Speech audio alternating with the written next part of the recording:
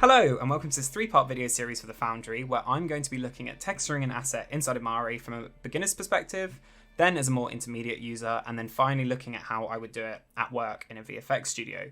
So my name is Michael Wilde. I'm a senior VFX artist currently working at ILM London. If you've ever Googled Mari tutorials, my stuff might have come up, which is why I'm here today for the Foundry, ready to teach new users to the software how to get texturing in it. So let's get started. I'm inside of Mari 6 here. My face is going to go away in a minute because it makes editing continuity an absolute nightmare, but I just wanted a little friendly face here as we get introduced. Mari is a difficult program. We can't cover everything in these videos. They're going to be roughly about 10 minutes long. This first one might be a bit longer. And we can't cover it all. That's the reality of it. But there is a lot of information out there if you do want a bit more in-depth knowledge on some of the things that we cover here. Obviously, I will cover everything that I use going forward, but I can't tell you what every single button does. If you want to know that, I've got a series I made myself, which is a really great introduction for the fundamentals of Mari, covers it all. The Foundry has some fantastic stuff on their YouTube and their website, and I recommend checking that out. And a lot of other users online have some really, really fantastic content. So yeah, I'm in Mari 6.0 here. I'm going to make a new project first of all. So how do we do that? I just go File, New, or I can click this New button here. Great, so it's going to ask me for my geometry here, and I just press this button here and I can load it up. So I've got my FBX file here. You can use OBJ, you can use ABC. And if I click open that, because I'm using an FBX, it just has a few too many options. So I'm just going to, I always ignore them. We've got this start frame down here, just so it doesn't think it's animated. I'm just going to click single frame and we can ignore the rest as long as we've got a mesh in here. We've got some other tabs here, so I'm just going to show you what these do, but we're not going to actually use these. I'm going to unclick everything. This just wants to make a default shader for me and some default channels, but because this is a video for beginners, I'm going to do this all from scratch. So I'm going to remove all that and I'll show you how to set that up yourselves. We've got this color setting tab here. Now, color management is a whole video in itself, so we're not really going to be going into that any more than needs be. But for example, if you were using ACES CG, then you could select ACES here, or if you wanted to use a custom OCIO file, then you could do that here. If that doesn't make any sense to you, don't worry. And then finally, lighting. Again, I'm going to set up the lighting inside of the project, so we don't need to worry about this now, so I can show you how to do that later. Great, so I'm going to press Create New Project, and I'm going to let it think for a minute. So we are going to be using the node graph inside of Mari. We're not going to be using layers. Now, that might be a little bit scary for some of you if you're coming from other texturing packages like Substance, or if you're familiar with Photoshop. However, I will say the node graph is one of the most powerful features in Mari, and it just means you can work so much more efficiently and you can do just so many more powerful things, and it's a lot less confusing because you just see everything laid out a lot nicer than you do with the layer system. Also, when you're making layers, actually what's going on underneath is it is just making all those nodes for you, and it just becomes a bit of a spaghetti junction if you were to open the node graph of a project that you've been using layers with. So yeah, we're going to pretend layers don't exist and just go straight in with nodes. And as you can see here, I've got the node graph open, but if you were to open Mari for the first time, then let me just default the settings to show you what that would look like. So this is what Mari looks like to begin with. So we've got our object here, and I can just kind of rotate. I'm using Alt and clicking around, and then middle mouse to kind of, and right click to zoom in, middle mouse to just pan a little bit. If you don't like your settings to begin with, your navigation settings, you can go to Edit Preferences. And I think I've got mine set to, so you can go to navigation here. I've got mine set to Maya because that's what I'm coming from. But if you were familiar with one of these other packages, I think by default, it probably is Mari. Yeah, so I'm going to just keep this as Maya, and that's how I like to work. So what are we looking at? This is our viewport here. We've got, for example, an orthographic camera. I can change to the perspective camera if I wanted actual perspective rather than it being sort of a flat on sort of blueprint like you get with an orthographic camera. I've also got my UV, so I can just view the UVs as themselves here, or I can view it split with a camera, which is a really useful way to work sometimes, because sometimes you want to paint flat and sometimes you want to paint on the mesh. And then finally, I've just got my project window here if I'm working on lots of different assets at once. We've got our different palettes here. There's a lot of them. We're not going to touch on them unless I need them at the time. So we are going to open up our node graph to begin with, which is at the bottom here, but I think it's hidden. So I'm just going to click it and it should pop up. Great. And so you can see that Mari has made some nodes for me, but what I'm actually going to do is just clear these out because we're going to start from scratch. You might worry, oh no, I've just lost everything on my mesh. Don't worry, it's absolutely fine. We're gonna create this all ourselves. So how do we create a node inside of Mari? Well, you can press tab if you know the name of the node. For example, if I wanted a color, then I can click that and then just press enter, and that will create that. Or what I can do is I can right click nodes, and this will show me every single node that I'm working with here. So if I didn't know the name of it, or if I just wanted to shop around a bit, you know, Then I could go through here. I'm also going to make a shader. So I've got a color and I'm going to make a shader. So I always use the principal BRDF unless, for example, you wanted to use like an Arnold or an Unreal one. But I think the principal BRDF is a really good standard to work with. So I'm going to use this. So you can place this down. You can see actually nothing's sort of changed in our viewport. Now, why is that? In other texturing packages, if I made a new layer or something, it would show it straight away. Well, Mari's a little bit different. We're not viewing everything all the time because we're going to have eventually quite complex node graphs and it's just going to kill the program. And we don't want to always see everything compiled together. We might just want to look at one node singularly. So for example, this color node, if I double click this, it will show the node properties. This should be white, but I'm not seeing this on my mesh. So what I'm going to do is I'm going to hit 1 on the keyboard and that's going to make this new viewer. And now you can see that it's showing this on the mesh. If I were to hit 2 on this node, then I can view that one as well. And if I click off that, I can hit 1 and 2 and to sort of jump between those. So you can have up to 9 using all the different keys of the keyboard. I actually personally only ever just use 1. I just find it easier to kind of hop around. But if you wanted to be switching things, comparing things, then it's a really nice way to do that. So if we look at this color now, as you can see earlier, I've got my node properties on the right. So this is kind of how we change stuff in the nodes. So I'm just going to make this red by clicking this color. It's going to bring up a little UI for me. And I'm just going to make it bright red. Or you know what, actually, let's mix it up a little bit. This is not my first take recording this, and I've used red every time so far. So I'm going to use blue for this one. And so if I want this to view on my shader, you might think, oh, I'm just going to drag this into here. So we've got our outputs and our inputs, and on these we can kind of drag and drop. While that is technically true, we're going to actually just put a little node in between. So if you've ever worked with 3D stuff before, you might have heard the word channel before. So this is our shader here, and as texture artists, all we're doing is basically painting texture maps that inform the shader, and we call those channels. So for example, we've got base color here, we've got specular, which tells you how bright or dark the specular color is. We've got roughness to tell you how rough or tight that specular is. And all we're doing is painting different maps to control these different things, and we add those all together, and at render time, that gives us, hopefully, some really awesome renders. The thing is, if I were to plug this color just straight into the base color, and we'll see now that updates, this is great and all, but if I wanted to export this, I can't actually export this because Mari kind of needs a place for it to export from. And at the moment, we've just got this color, we've just got the shader, and it doesn't export from the shader. So we need to make a thing called a channel. So I can do that and just drop down a channel node, and you'll see it pops up this little UI here. So I have already named this earlier, so I'm just going to call this base color again. You can type it in however you want. I'm going to use just the same naming as the BRDF here. If you're working at a studio, you might have specific naming conventions. But yeah, I'm going to use base color as my name there. I'm going to make the size 4K. That's fine with me. If I wanted to change the bit depth of the image, say, for example, you're working with a 32-bit float for a displacement. If that's going over your head a bit, don't worry. You could change that here, but I'm going to use 8-bit. 8-bit is fine. I never change file space. I've never needed to change file space, so just ignore that one. And this color node, we don't have to worry about because we're going to be inputting our own color. If this were a paint node, for example, which uses the same UI, then this would be important. So we're going to talk about that more a little bit later on. And these color data options, again, it's using the automatic one here. This is fine for now. I don't want to talk too much about color management, but we are going to have to at some point. But for this color channel, this is absolutely fine. So we're just going to use the default, and I'm going to click OK on that. You'll see now it drops down this channel, and I'm going to actually put my color into there by dragging and dropping it. I'm going to unplug this by dragging that off, and then I'm going to put that into the base color. And now we've got this channel here, and you can see if I open my channel palette, which by default is one of the palettes that is open, you can see I've got this channel here, and if I wanted to change any of the settings, I could, for example, resize it to 2K, stuff like that. So now we've got this channel, and this is now also exportable, so I can right click and export this channel later on if I wanted to. So that's how we get our texture data out of Mari. So I'm going to do exactly the same thing because I also want to set up my specular roughness. So I'm going to view the shader again. Let's just have a look at that. And you can see, yeah, the specular on this, if I zoom in, it's just looking a little bit flat. So I want to change the specular roughness to make it a bit more shiny as if it was some sort of shiny plastic. So I'm just going to shift and go channel, create that again. This time I'm going to call this specular roughness. Oh, actually, sorry, I'm going to use the same conventions. Before I use a underscore. I'm going to make this 8-bit is fine for this. Again, we're going to leave this as is. So now we have to look at this color data option because we're working with specular roughness. We do need to change something here. And I do need to briefly explain a bit of a fundamental term when it comes to texturing. We've got two types of data really inside of Mari. We've got color data and we've got scalar data.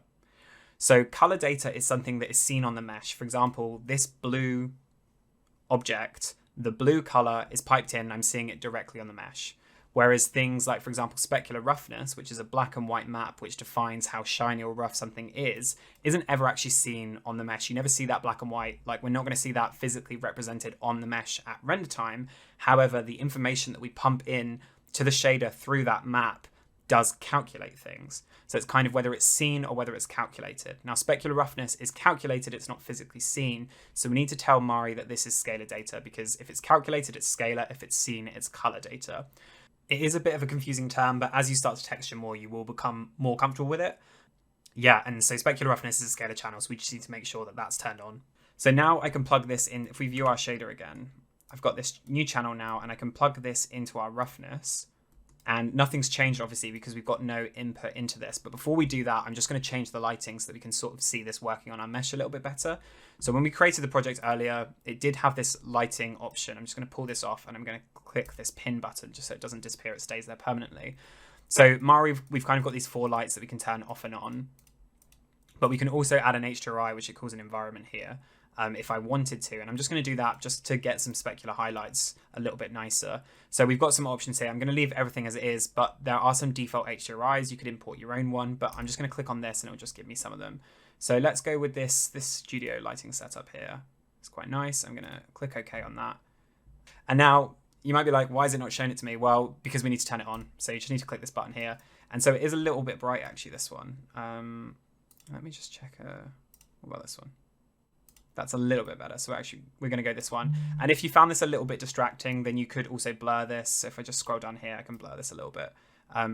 So it's slightly less distracting. So I'm just going to leave it like that for now. Yeah, so we've got a little bit more light to play with because Specular is so reliant on the light that it's responding with.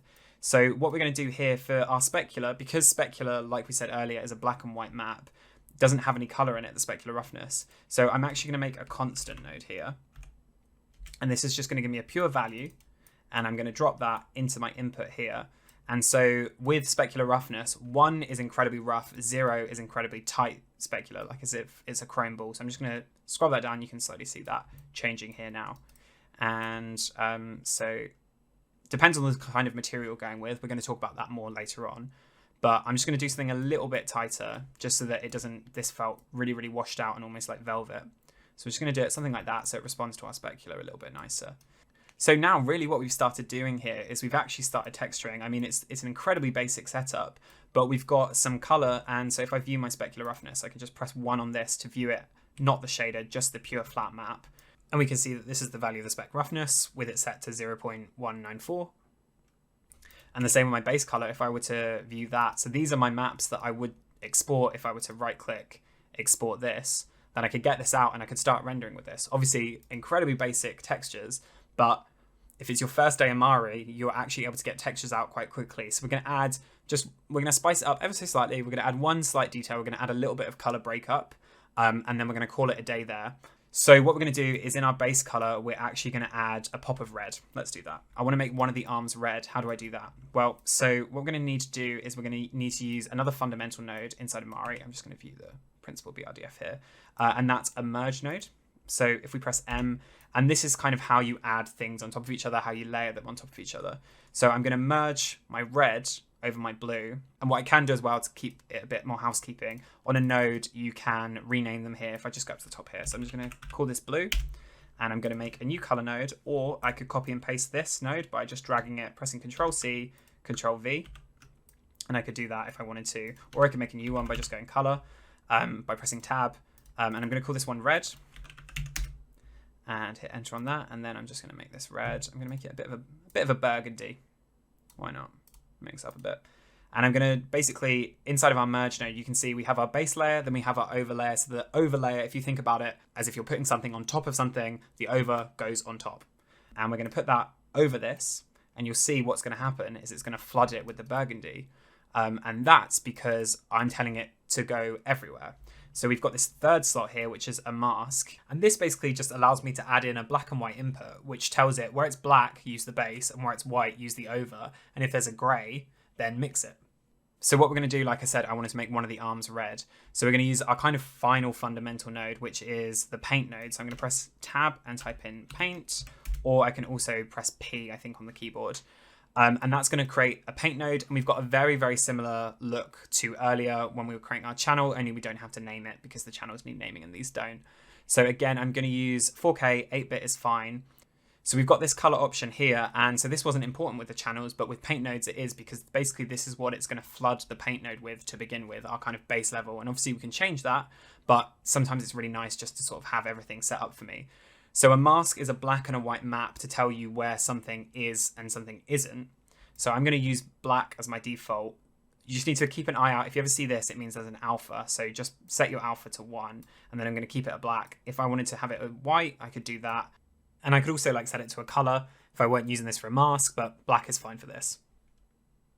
And again, talking about scalar and color data earlier, so masks are never seen on the mesh. They just affect things. They just calculate for us. So they are scalar data. So we're going to make sure that this is ticked, and we're going to click OK on that. And now what's going to happen is when I drop this black into it, the red is going to completely disappear. And that's because, as I explained, a mask is a black and a white image where when you have white, it exposes the over channel. When you have black, it just shows the base that you originally had piped in. So the red being the over isn't showing because we have a fully black map here. So what we need to do is we need to add white where we want this red to be exposed.